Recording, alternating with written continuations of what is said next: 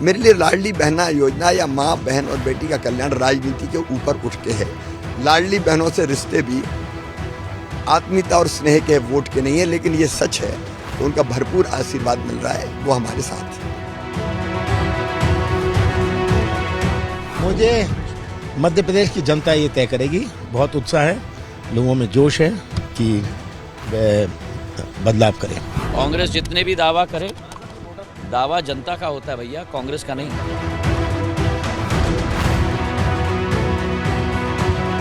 चिंता की कोई बात नहीं है, काका भी जिंदा है। अब बात की चिंता है, काका भी जिंदा है। जो 3 तारीख को गिनती होगी, उस गिनती में भी स्पष्ट हो जाएगा छत्तीसगढ़ में भारतीय जनता पार्टी बहुत आगे है।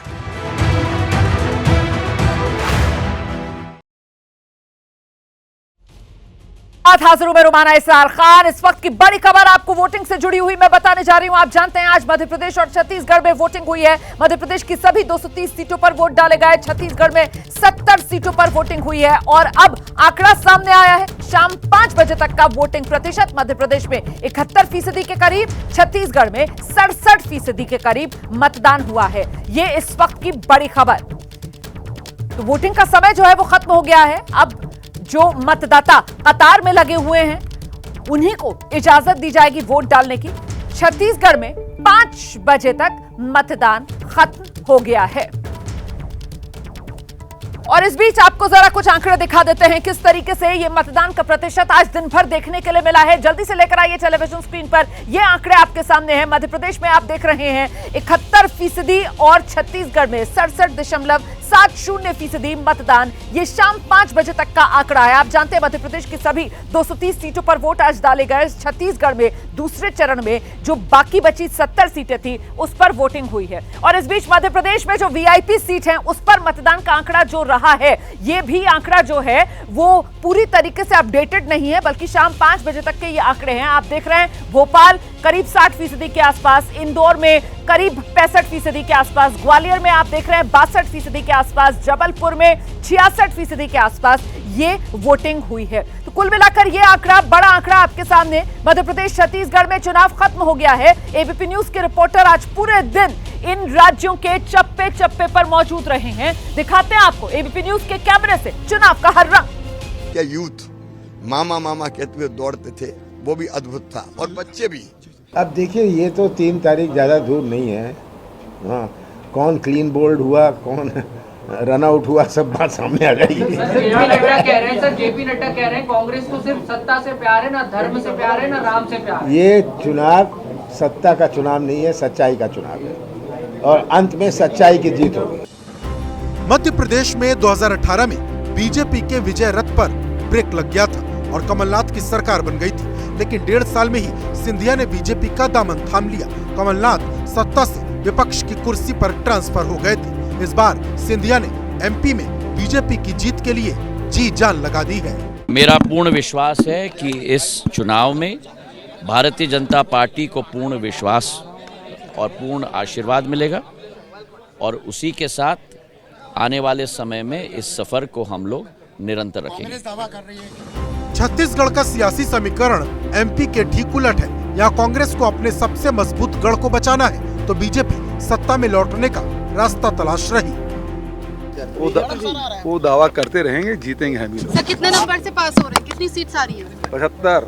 अच्छा, उससे कम नहीं। तो महसूस होगा कि परिवर्तन की जबरदस्त लहर छत्तीसगढ़ में है और भारतीय जनता पार्टी स्पष्ट बहुमत के साथ छत्तीसगढ़ में सरकार बनाने जा रही है। छत्तीसगढ़ में महादेव ऐप घोटाले की गूंज ने बीजेपी की उम्मीदों को नई उड़ान दी है, लेकिन जनता किसे सिराखों पर बिठाएगी इसका पता 30 दिसंबर को सबसे पहले एबीपी न्यूज पर लग जाएगा।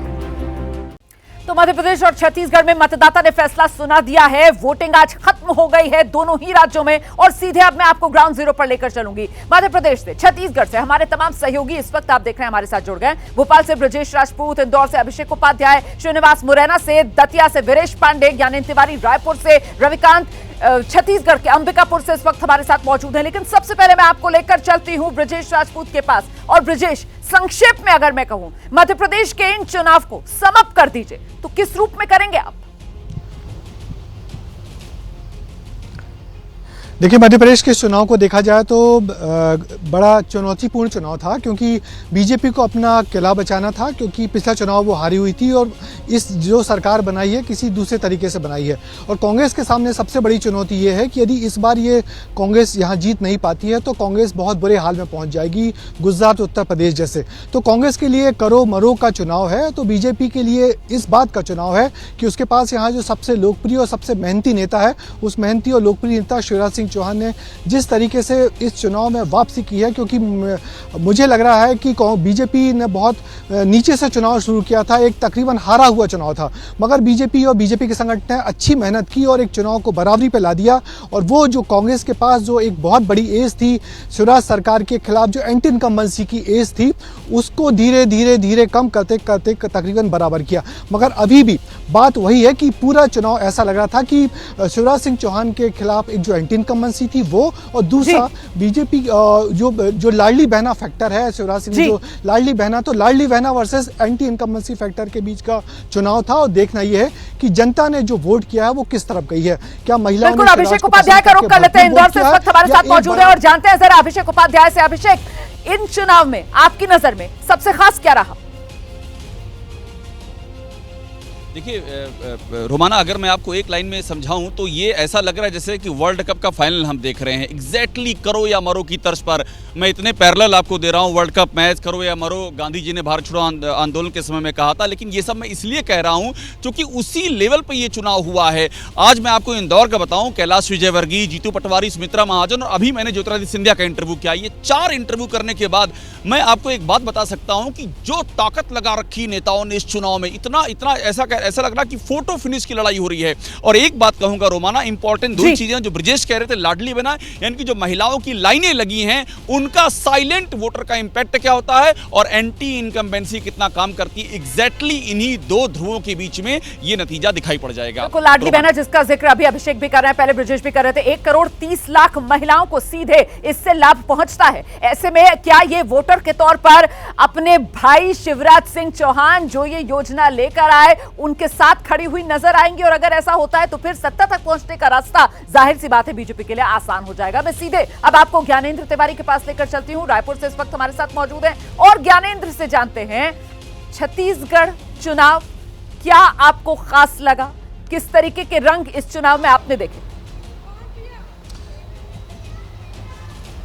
देखिए रोमाना, जैसे ब्रजेश जी कह रहे थे ना कि मध्य प्रदेश में हारे हुए चुनाव को बीजेपी ने कमबैक करते हुए बराबरी पे ला दिया है, वैसे ही यहाँ कांग्रेस की स्थिति। कांग्रेस यहाँ एक तरफा जीत रही थी। आज से 2 महीने पहले कांग्रेस यहाँ एक तरफा जीत रही थी। आप किसी से पूछो, लोग कह रहे थे कांग्रेस की सरकार आएगी, लेकिन 14 सीट वाली बीजेपी की पार्टी बहुमत तक पहुंचने की स्थिति में अगर आ रही है तो ये बहुत बड़ी बात है। तब जब कांग्रेस की लोकप्रियता, कांग्रेस के मुख्यमंत्री की लोकप्रियता धान किसान जो जिसमें छत्तीसगढ़ का एकाधिकार है उस पर बहुतायत मात्रा में है कि धान और किसान यानी आज के डेट में कांग्रेस। लेकिन बीजेपी ने जिस तरह से माइक्रो मैनेजमेंट करते हुए, लोगों के बीच जाते हुए, अपने संगठनात्मक जो उनकी मजबूती है उस पर पकड़ बनाते हुए जिस तरह से वापसी की है, तो कांग्रेस मजबूत है, ये तो इसमें कोई कुछ कहा नहीं जा सकता। लेकिन बीजेपी कहीं पीछे नहीं है छत्तीसगढ़ के चुनाव में। लेकिन आज मैं ये गलती बिल्कुल नहीं करूंगा रोमाना ये कह के कि ये पार्टी जीत रही है, ये पार्टी जीत रही है। बहुत रोचक मुकाबला है। लेकिन कम से कम इतना जरूर कहा जाएगा आज कि जब चुनाव शुरू हो रहा था उस वक्त जो कहा जा रहा था कि मामला पूरी तरीके से एक तरफा एक पार्टी के पक्ष में,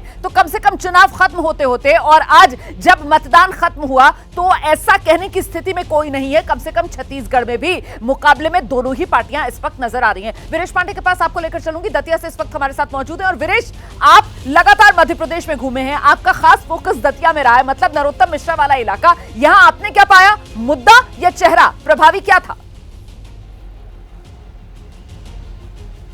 देखिए, अगर मैं बात करूं दतिया की तो कुछ वर्षों से यहाँ की 2 पहचान, एक तो दतिया माई, दूसरा नरोत्तम भाई, ये 2 पहचान यहाँ की बनी है। तो भाई और माई की पहचान अभी भी बरकरार है और नरोत्तम मिश्रा का जो जादू है दतिया और आसपास के इलाके में, भिंड, मुरैना, ग्वालियर के आसपास के इलाके में, वो अभी भी कायम है। और यहाँ के वो सबसे बड़े नेताओं में से एक हैं और ब्राह्मण फेस हैं भारतीय जनता पार्टी की मध्य प्रदेश में। और यहाँ से जो वो बोलते हैं उसकी आवाज पूरे देश में गूंजती है। और खासकर वो गृह मंत्री के तौर पर और प्रदेश में नंबर 2 की मंत्री की हैसियत से जो उन्होंने काम किया है दतिया का विकास किया है उसकी गूंज पूरे मध्य प्रदेश में और खासकर ये जो इलाका है पिछले चुनाव में भारतीय जनता पार्टी के लिए मुफीद नहीं था। ज्योतिरादित्य सिंधिया कांग्रेस में थे और उसका इंपैक्ट भारतीय जनता पार्टी पर दुष्प्रभाव के रूप में पड़ा था और ये इलाका पूरी तरीके से भारतीय जनता पार्टी के लिए ठीक नहीं रहा। लेकिन इस बार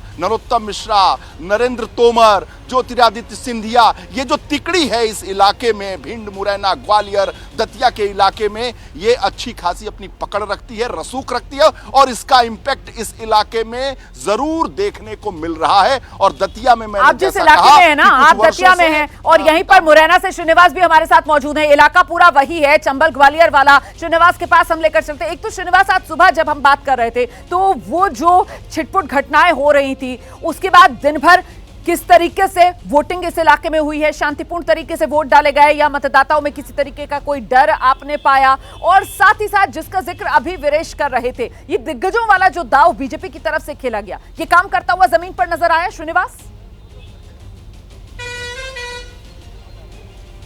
देखिए रोमाना, आज पूरे दिन तकरीबन सुबह 6 बजे से अभी तक मैं लगातार इस पूरे इलाके में घूमता रहा।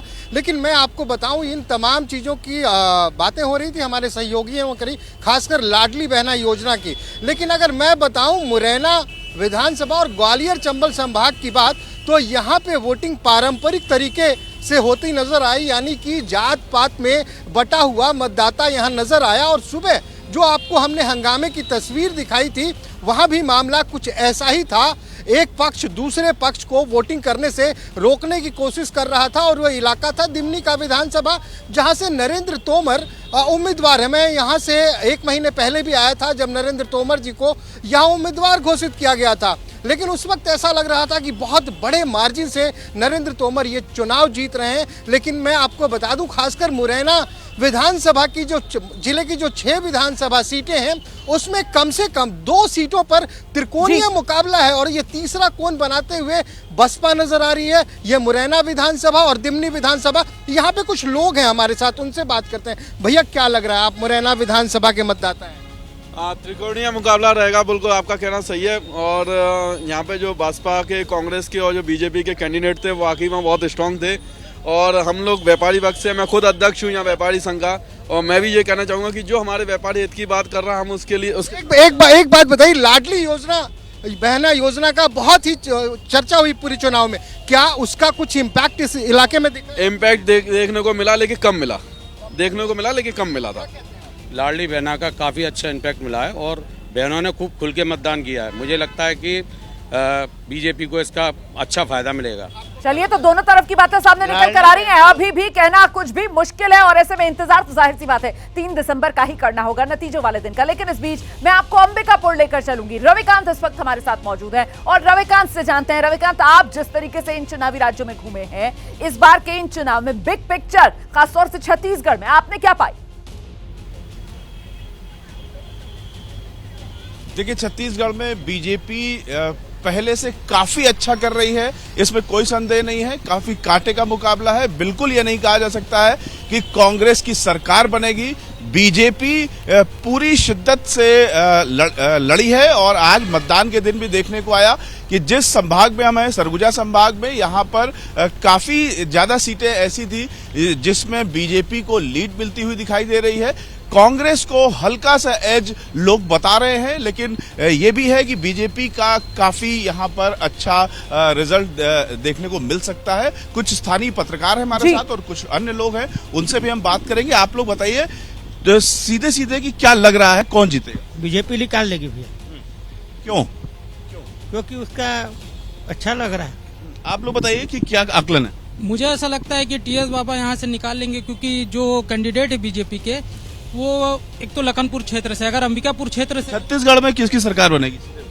छत्तीसगढ़ में मेरे ख्याल से कांग्रेस रिपीट कर रही है। आप बताइए छत्तीसगढ़ में किसकी सरकार बनेगी? देखिए, जिस तरह से वोटिंग हुआ है और जिस तरह से घोषणाएं पत्र जारी हुई हैं, लगता है कि कांग्रेस को ज्यादा बढ़त मिल सकती है। फिर से जिस तरह से सरकार में कितनी सीटें कांग्रेस को मिलेंगी? अनुमान लगाया जाए तो 52 से 55 सीटें मिलनी चाहिए। अपना आकलन यहाँ पर इंतजार करना होगा 3 दिसंबर का। और उससे पहले मैं बता दूं आपको 30 नवंबर को एबीपी न्यूज पर हमारे साथ भी जरूर देखिएगा सुप्रीम एग्जिट पोल। 30 नवंबर शाम 4 बजे से नॉन स्टॉप कवरेज हम आपके लिए लेकर आएंगे। इस बीच में जल्दी से एक बार फिर से ब्रजेश राजपूत का रुख कर लेती हूँ। भोपाल से इस वक्त हमारे साथ मौजूद है। और ब्रजेश, जो अलग अलग इलाकों में, मध्य प्रदेश के अलग अलग क्षेत्रों में हमारे साथ हमारे सहयोगी जुड़े हुए हैं, उनकी बात सुनकर एक बात समझ में आती है कि वो जो विश्लेषक कहते हैं ना कि मध्य प्रदेश नाम एक राज्य आपको नजर आता है, लेकिन जब आप ग्राउंड पर उतरते हैं तो फिर चंबल ग्वालियर का अलग मिजाज आपको मिलता है। वहीं आप अगर महाकौशल की तरफ आ जाएं तो यहां पर बिल्कुल फ्लेवर चेंज हो जाता है। इसी तरीके से बघेलखंड से लेकर वो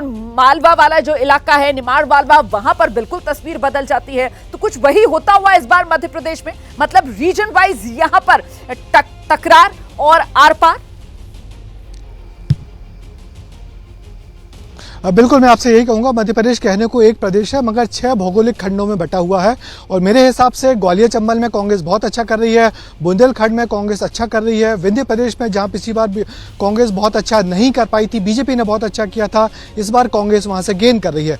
बीजेपी जिन इलाकों में अच्छा है वो है भोपाल या मध्य भारत का इलाका, मालवा का इलाका, निमाड़ में उतना बेहतर नहीं कर पाई है, और महाकौशल में बीजेपी ने बेहतर करने की कोशिश की है। मगर 3 बड़े इलाके हैं जहां कांग्रेस ने बहुत अच्छा करने की कोशिश की है। और हमको हमारे स्टिंगर्स से या दोस्तों से, पत्रकार मित्रों से जो फीडबैक मिला है उसके मुताबिक कांग्रेस ने इन 3 इलाकों में अच्छा किया है। तो निश्चित ही कांग्रेस के पास एक बड़ी बढ़त है। मगर बीजेपी ने भी सीधे आपको ग्राउंड पर लेकर चलूंगी। हमारे सहयोगी जो आज दिन भर चुनाव मैदान में डटे हुए थे, पल पल का अपडेट आप तक पहुंचा रहे थे, उन्हीं के पास चलते हैं। और बहुत संक्षेप में 10 से 15 सेकंड के बीच क्या रहा इस चुनाव का एक्स फैक्टर? अभिषेक उपाध्याय, आपसे शुरुआत करती हूं। एक्स फैक्टर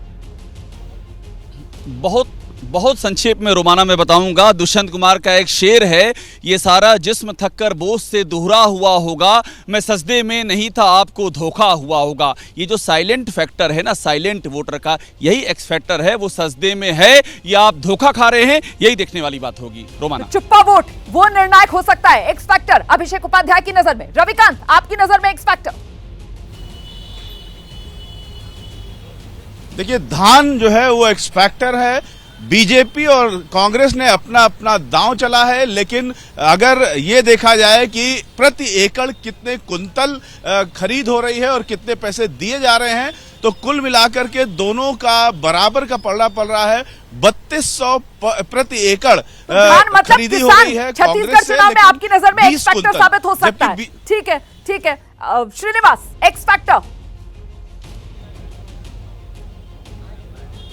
रोमाना, देखिए, जहां खास करके मैं मौजूद हूं ग्वालियर चंबल संभाग में, मैं यही कह सकता हूं कि यहां पे जो एक्स फैक्टर काम कर रहा है वो एंटी इनकम्बेंसी की बातें की जा रही है। और ये भी देखा गया, इसलिए तमाम दिग्गजों को इस इलाके में उतारा गया है। तो शायद एंटी इनकम्बेंसी ग्वालियर चंबल संभाग के लिए एक्स फैक्टर हो सकता है। एंटी इनकम्बेंसी एक्स फैक्टर हो सकता है, ये श्रीनिवास का आकलन है। वीरेश, देखिए, मैं ये कहूंगा कि जब चुनाव की घोषणा हुई थी तो भारतीय जनता पार्टी के लिए ये हारी हुई बाजी थी। लेकिन जिस दिन रिजल्ट निकलेगा, हो सकता है कि बड़ी ब्रेकिंग न्यूज चलेगी और शाहरुख खान की वो फिल्म याद आएगी, बाजीगर, जिसका एक संवाद, एक डायलॉग था कि हार कर जीतने वाले को बाजीगर कहते हैं। लेकिन बाजी पलट क्या चीज रही है? बाजी पलटने वाला एक्स फैक्टर तो बता दीजिए क्या है? एक्स फैक्टर क्या रहा आपकी नजर में? चेहरा एक्स फैक्टर है? देखिए, भारतीय जनता पार्टी का कमबैक, उसका पराक्रम, उसकी रणनीति, संयोजन और साथ ही साथ नरेंद्र मोदी का चेहरा। ठीक है, ठीक है। अब ज्ञानेंद्र तिवारी के पास चलते हैं और ज्ञानेंद्र तिवारी से जानते हैं उनकी नजर में इस चुनाव में एक्स फैक्टर। ज्ञानेंद्र, देखिए, धान पर सबने 3100-3200 बोल दिया है। किसान और धान से बड़ा यहाँ कोई फैक्टर नहीं है। लेकिन कर्ज माफी का ऐलान कर दिया है कांग्रेस ने और बीजेपी ने कर्ज माफी का ऐलान नहीं किया है। महिलाओं के लिए 12,000 रुपए देने की बात कही है, बीजेपी ने उसको घोषणा पत्र के बाद 15,000 रुपए देने की बात कह दी है। कोई रिस्क नहीं लूंगा। और रोमाना, आपने मुझे धमकाया था, इसलिए 15 सेकंड से ज्यादा का वक्त भी नहीं लूंगा। बस आपसे यही कहूंगा कि बिना किसी रिस्क कह रहा हूं, 3 तारीख का इंतजार कर लीजिए। लेकिन एक बात अच्छी लगी मुझे कि आप सबने जो एक्स फैक्टर गिना है उसमें कहीं पर भी वो जाति या धर्म वाला कोई एंगल नहीं निकल कर आया, और ये लोकतंत्र के हित की बात है कि लोग जो हैं वो कहीं ना कहीं अपने मुद्दों को ही इस चुनाव में प्रभावी मान रहे हैं और वही एक्स फैक्टर बनते हुए नजर आ रहे हैं। बहुत शुक्रिया आप सभी का हमारे साथ जुड़े रहने के लिए, दर्शकों तक ये जानकारी पहुंचाने के लिए। जैसे ही घड़ी का काटा दोपहर 2:30 पे आए, बबीता जी का दिल सास बहू साजिश के लिए मचल जाए। और ये है इनकी बहू, पूरे दिन ऑफिस की टेंशन हो जाए गॉन जब ये करें अपना फेवरेट शो फ्री टाइम पे ऑन। इनकी तरह आप भी देखिए अपना फेवरेट शो अपने टाइम पर और डाउनलोड कीजिए एबीपी लाइव ऐप अपने स्मार्ट टीवी पर।